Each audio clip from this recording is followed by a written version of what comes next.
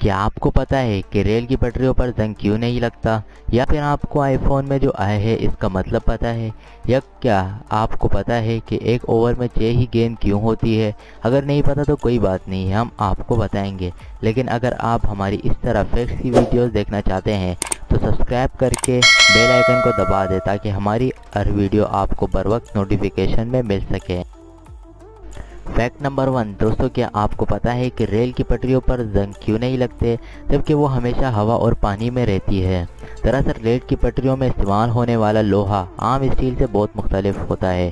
اس کو زنگ سے بچانے کے لیے کئی طرح کے ایلیمنٹس کا استعمال ہوتا ہے۔ عام طور پر ٹرین کی پٹری میں ہیڈ فیلڈ میگنیٹ اسٹیل کا استعمال ہوتا ہے جس میں 12 سے 14% میگزین ملایا جاتا ہے۔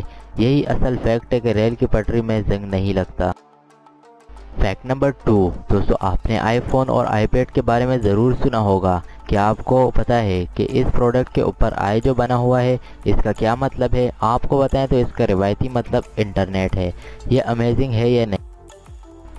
فیکٹ نمبر 3 آپ نے فلموں اور ڈراموں میں یہ دیکھا ہوگا کہ عدالت میں شور کی وجہ سے جج صاحب ایک لکڑی کے ہتھوڑے کو مارتے ہوئے آرڈر کہتے ہیں۔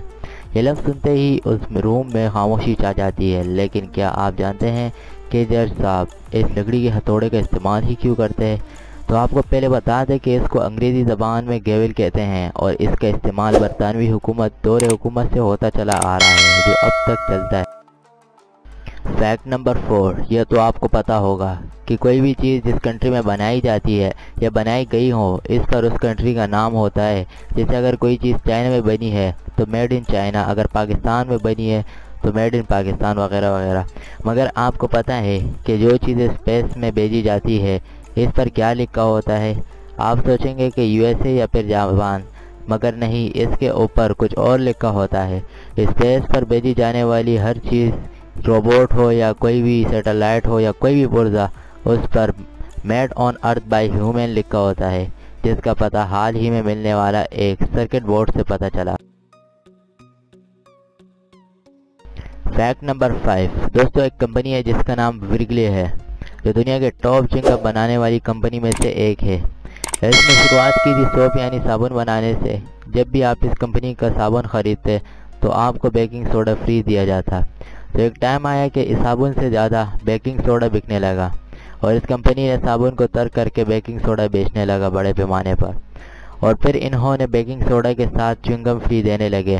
اور جب انہیں پتہ چلا کہ چوئنگم زیادہ پاپولر ہونے لگی تو انہوں نے بیکنگ سوڈا کو چھوڑ کر چوئنگم بیچنے لگی، اور اس طرح یہ آج دنیا کے ٹاپ چوئنگم بنانے والی کمپنیوں میں سے ایک ہے نا most amazing fact.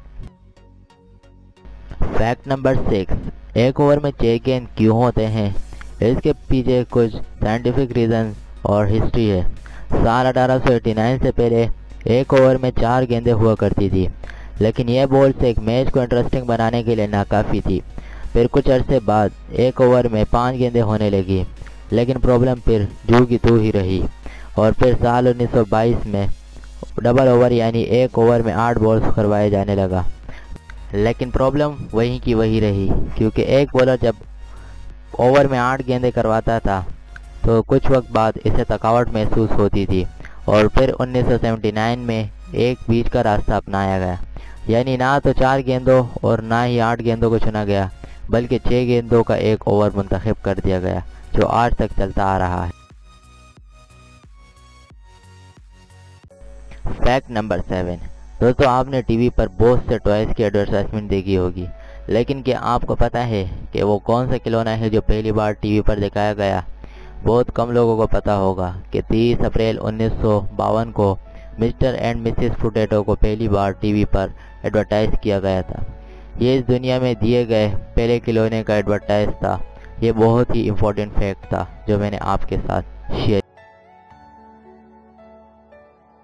Fact number 8 کیا آپ کو پتہ ہے کہ ایک ٹائگر کی زبان اس قدر طاقتور ہوتی ہے کہ آپ کے گھر کے دیواروں پر لگے پینٹ کو بھی آسانی سے اکھاڑ سکتی ہے، کیونکہ یہ چھوٹے سے ہوک شیپ گروتھ پر مشتمل ہوتی ہے یا چھوٹے دانتوں کے طور پر شکار کے گوشت کو اتارنے میں مدد دیتی ہے۔